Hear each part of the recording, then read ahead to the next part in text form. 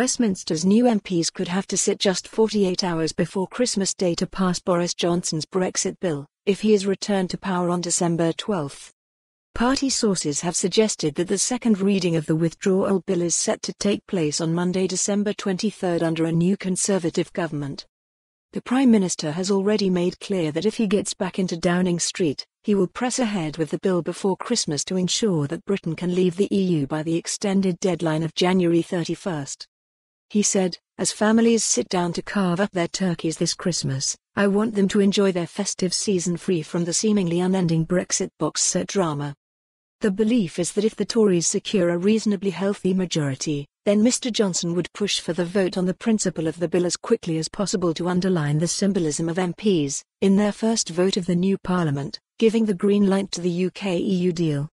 But if Mr Johnson won a very small majority or was forced to form a minority administration as the largest party in a hung parliament, then it is likely he would put off a vote on the bill until the new year. The PM would not want to start the new parliamentary session with an immediate humiliating defeat.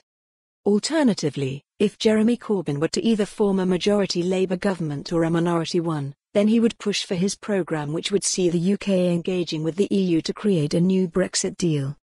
Today, Number 10 announced that Parliament would resume sitting on Tuesday, December 17, with the initial business being the election of a Speaker and the swearing-in of 650 MPs.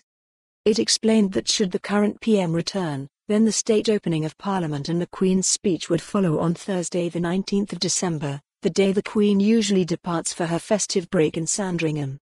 A Buckingham Palace spokesman said of the plans for a December 19 state opening, it might impact minorly.